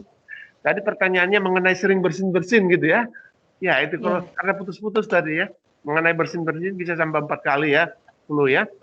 Jadi begini Pak ya, kalau bersin-bersin itu atau kita flu itu belum tentu itu corona ya, belum, jangan langsung aja. Bisa aja kita itu karena alergi, ya. Apa ada Pak Mansur ada alergi gitu ya? Bisa aja umpamanya alergi dengan dingin, alergi debu, bersin-bersin, itu hal yang biasa itu ya. Hal yang biasa itu. Kita nggak usah khawatir itu ya. Kecuali tadi itu kita bersin, ada kita flu, kita batuk, ada demam. Nah itu kita ada demam ya, itu ya. Itu demamnya juga harus di atas 38 derajat Celcius. Ya Pak Mansur ya.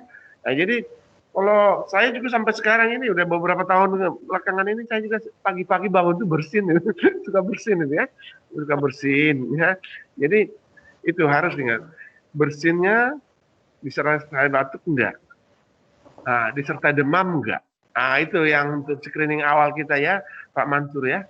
Kalau tidak ada demam tadi itu atau batuk itu kita nggak usah pikirkan itu corona ya. Kita anggap itu karena memang kita alergi ya. Coba nanti Bapak perhatikan, itu munculnya pada saat pagi kah, atau pada saat dingin kah, umpamanya malam-malam, atau pada saat umpamanya Bapak mandi gitu, ya, mandi air dingin ya. Nah itu ya. Jadi nggak usah khawatir Pak ya dengan bersin itu ya. Itu juga salah satu mekanisme pertahanan tubuh kita. Cuman memang kalau sering ya jadi mengganggu juga. Perlu kita minum anti alergi ya, perlu kita minum obat anti alergi ya. Salah satu ya Bapak yang secara tradisional tuh ya banyak aja makan buah lah, buah itu ya, buah yang mengandung banyak vitamin C ya itu ya, seperti jeruk gitu, orange ya, dan juga banyak makan sayur-sayuran ya Pak ya. Ya kira-kira seperti itu. Terima kasih Iya. Dok. Terima kasih. Iya Pak Mansur, sama dengan saya kalau dengar orang bersin, saya pasti bersin. Iya. Ya, ini ada penanya satu lagi yang mau bertanya secara langsung, ada Pak Soleh dari Magelang.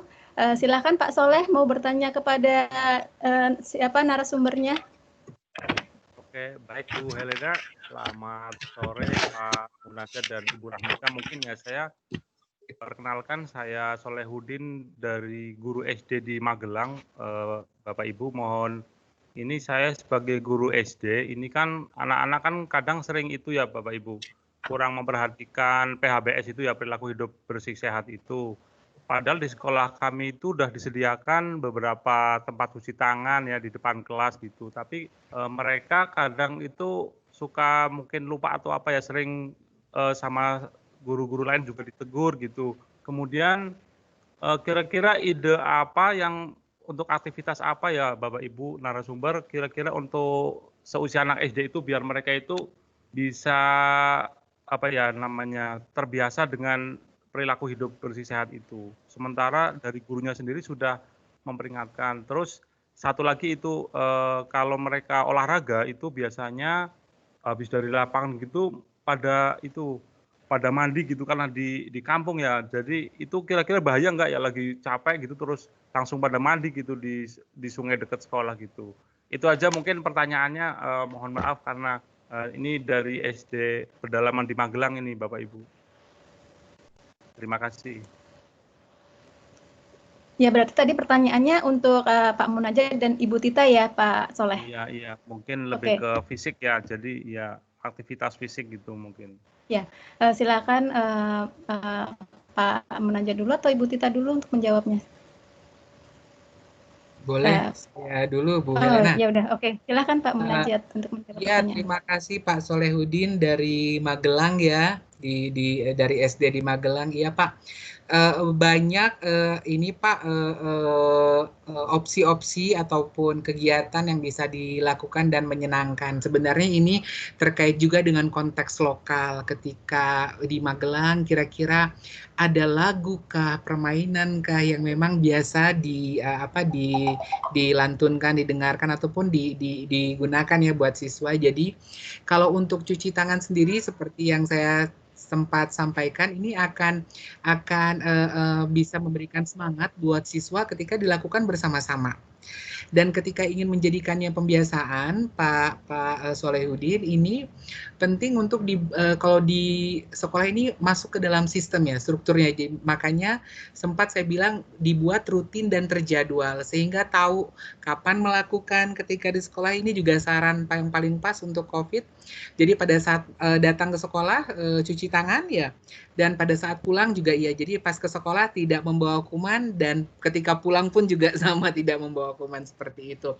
Nah, dilakukan dengan lagu-lagu, banyak sekali lagu-lagu yang diciptakan atau bahkan bisa menggunakan lagu-lagu yang sudah ada. Jadi 7 langkah tuh biar gampang ingatnya, ada lagu-lagunya. Jadi bisa ada di YouTube dan segala macam. Lalu ada contoh guru-guru yang bagaimana ketika kegiatan berkelompok ini dilakukan, ada manfaatnya juga untuk pembelajaran, misalkan sambil dilakukan perkalian, misalkan ketika dilakukan berkelompok kan mereka bersama-sama tuh dari kelas menuju fasilitas ya. Nah itu bisa sambil 1 kali 1 seperti itu.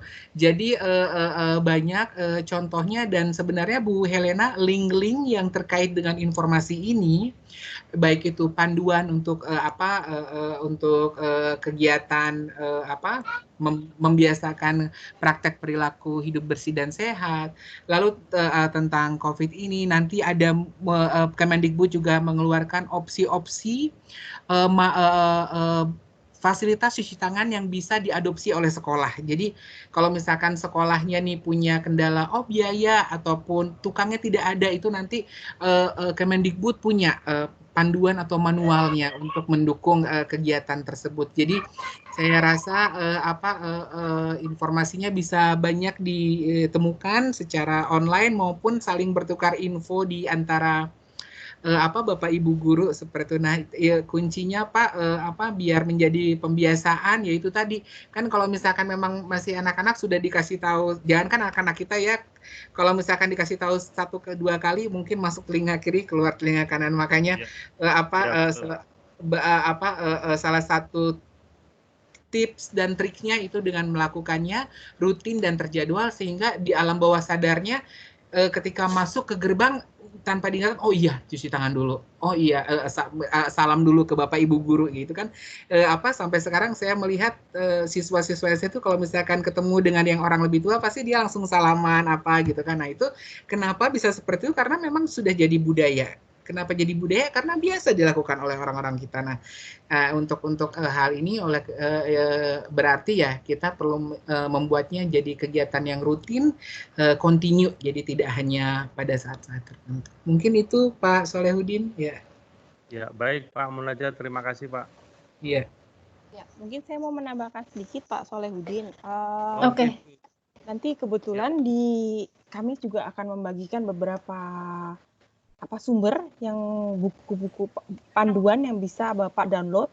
Di situ terisi nanti Ibu Rima ya kayaknya dari Microsoft yang akan membagi di sana. Nanti Bapak bisa melihat ada beberapa pilihan permainan-permainan yang bisa ya seperti kata Mas Rigil tadi harus dibiasakan. Nah, mungkin Bapak bisa membuat permainan sederhana seperti tadi saya bilang, sebenarnya olahraga untuk pembangunan itu adalah olahraga yang digunakan sebagai kendaraan untuk mengirimkan pesan. Nah, salah satunya adalah pesan kesehatan.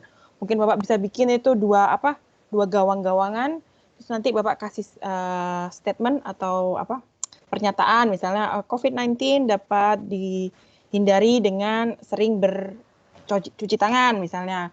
Kalau mereka setuju, mereka menaruh bola di gawang yang A, atau kalau tidak setuju di gawang B. Permainan-permainan sederhana seperti itu saya yakin akan bisa membuat anak menjadi, ternyata begini ya.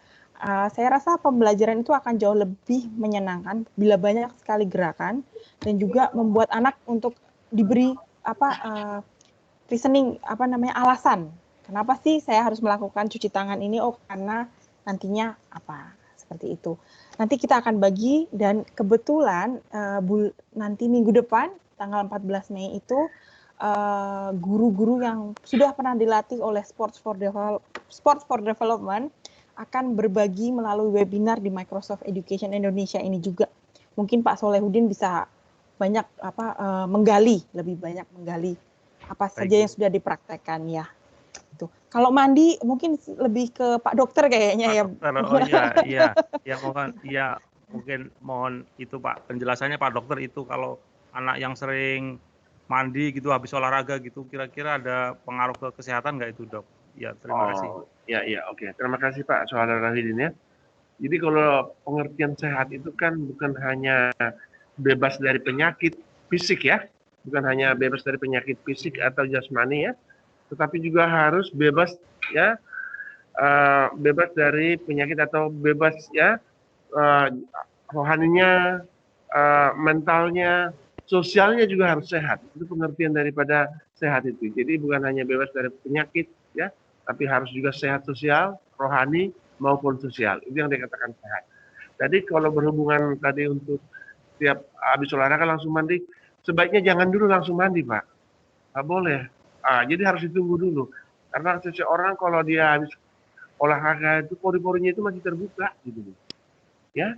Makanya kalau kita perhatikan itu ya, seperti kita nonton di televisi, pemain bola yang profesional itu di televisi itu, kalau mereka pergantian pemain itu kan mereka kon keringatan itu, tidak langsung dilap kan itunya, badannya itu langsung dikasih jaket dulu biar pelan-pelan gitu loh, tidak langsung dilap-lap gitu loh, enggak ya, supaya maksudnya pori-pori yang terbuka itu tidak langsung nanti terjadi perubahan suhu yang luar biasa ya.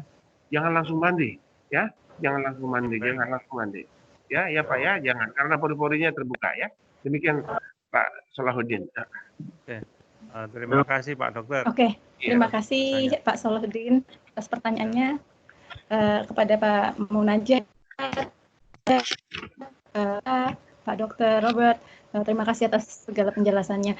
Sebenarnya masih ada banyak pertanyaan ya. Mohon maaf kepada para peserta karena nggak semua pertanyaan bisa terjawab karena waktunya sangat terbatas dan waktunya sudah habis. Untuk pertanyaan yang Bu Wiyanti tadi sudah sempat dijelaskan sama Bu Tita. Dan ada buku yang dibagikan nanti untuk bisa dipelajarin bagi Bapak Ibu peserta. Nah, saya ingin secara singkat aja ya, Bapak Ibu narasumber, tolong pesan untuk Bapak Ibu guru dan dosen di seluruh Indonesia ini apa? Mungkin dimulai dari Dr. Robert ya, pesan singkatnya untuk Bapak Ibu peserta semuanya. Ya. Silakan Dr. Robert. Terima kasih Bu Helena untuk kita semua Bapak guru dan Ibu guru yang hadir dan semua pendengar yang budiman. Seperti tema pertemuan kita hari ini mengenai perilaku hidup bersih dan sehat, itu adalah perilaku kesehatan yang dilaksanakan oleh kesadaran kita ya. Jadi untuk apa gunanya itu? Supaya kita bisa menolong diri kita sendiri dulu. Dengan menolong diri kita sendiri baru kita bisa menolong orang lain. Itu dulu.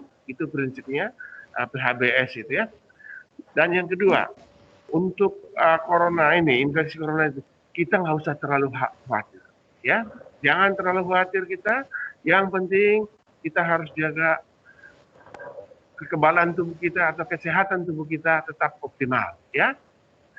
Cukup istirahat ya, hindari keramaian, terus hindari juga mobilitas yang terlalu sering ya. Terus jaga jarak kalau bertemu dengan teman ataupun saudara ya, bukan sombong itu ya. Jaga jarak 1,5 meter sampai 2 meter ya. Hindari juga jangan bersalaman, cukup manggut atau tangan di dada, ya, itu bukan karena sombong. Yang kemudian juga makanlah makanan yang bergizi ya, makan makanan yang bergizi ya. Sekian, itu mungkin yang bisa saya tambahkan untuk closing statement ya. Nah, mungkin Ibu Tita silahkan untuk pesannya.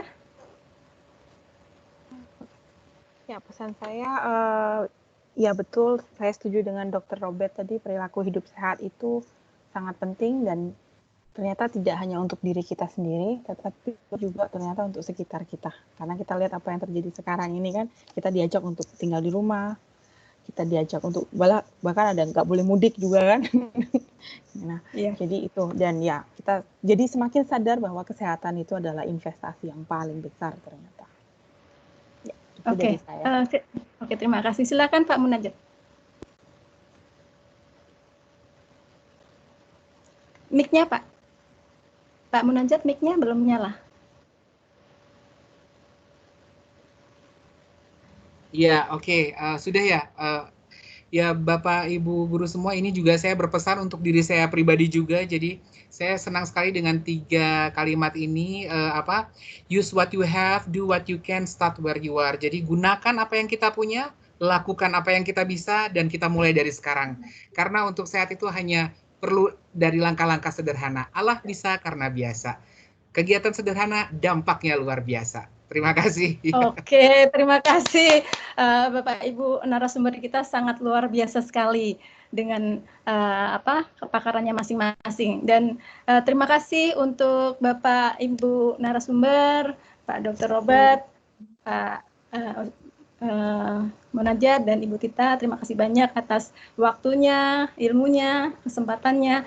Nah, kemudian untuk Bapak Ibu guru dan dosen seluruh Indonesia yang hebat-hebat ini, terima kasih untuk waktunya. Saya kembalikan lagi kepada Ibu Rima, silahkan Ibu. Terima kasih Ibu Helena sudah memandu diskusi dengan para moderator kita yang sangat luar biasa sekali, sesuai closing statement dari Pak Munajat tadi ya.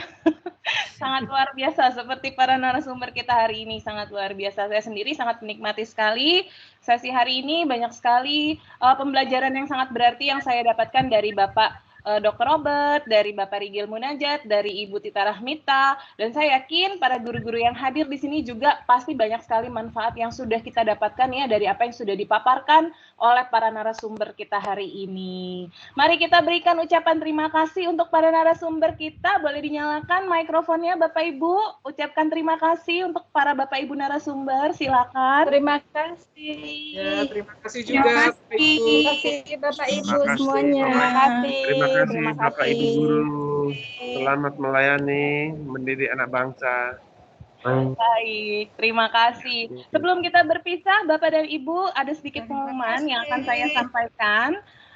Bapak dan Ibu, kita sudah membuka pendaftaran baru untuk bergabung menjadi Microsoft Innovative Educator Expert seperti Ibu Helena, Bapak Mansur dan Pak Solehudin yang tadi sudah bergabung ya. Nah, mereka adalah para Microsoft Innovative Educator Expert. Dan sekarang sudah dibuka pendaftaran baru Bapak Ibu. Jadi jika Bapak Ibu ingin bergabung, silakan Bapak Ibu akses education.microsoft.com ya. Nanti di sana ada tab khusus untuk buat kegiatan Microsoft Innovative Educator Expert yang dimana Bapak Ibu bisa menominasikan dirinya. Lalu Bapak dan Ibu, ini sudah pukul 15.13, setelah ini jam 15.30 kita akan melanjutkan lagi nih acara selanjutnya yaitu webinar. Ya Bapak Ibu, webinar kita di kesempatan hari Jumat 8 Mei ini temanya adalah Best Practice Optimalisasi Pengelolaan Aktivitas Sekolah Daring melalui Microsoft Teams ya. Narasumbernya adalah Ibu Sri Budiani MPD, Direktur Pendidikan 1 dari YPI Nasima. Jadi kami mengajak Bapak Ibu semua, juga rekan-rekan guru lainnya nih, jejaringnya Bapak Ibu untuk boleh bergabung kembali ya. Jam 15.30 ini di ak.ms/teams.edu.id. Bapak dan Ibu, saya yakin banyak sekali pembelajaran menarik yang kita dapat hari ini dan mungkin Bapak Ibu ingin mendengarkan kembali nih apa yang sudah dipaparkan oleh para narasumber di siang hari ini. Nah, Bapak Ibu bisa akses ak.ms/teamsid. Dibantu juga dituliskan oleh rekan saya Pak Mansur di chatroom, Bapak Ibu. Di mana Bapak dan Ibu bisa mengakses kembali recording online live talk show kita hari ini. Boleh dibagikan juga Bapak Ibu recordingnya kepada rekan-rekan guru yang mungkin pada kesempatan siang hari ini tidak bisa ikut bergabung secara live karena 1-2 hal atau ada meeting atau ada mengajar atau ada kegiatan-kegiatan lainnya ya. Baik, Bapak dan Ibu semua, terima kasih sebesar-besarnya untuk ketiga narasumber dan Ibu Helena sebagai moderator kita hari ini. Terima kasih Pak Dr. Robert, terima kasih Pak Rigil Munajat, terima kasih Ibu Tita, terima kasih Ibu Helena, sehat-sehat selalu. Semoga menjadi berkah dimanapun berada lewat pekerjaannya masing-masing ya. Amin. Terima kasih. Amin. Terima kasih Mbak Rima. Terima kasih Bapak dan Ibu semua. Terima kasih. Bye-bye. Stay happy, stay healthy, and stay at home. Bye-bye. Bye-bye.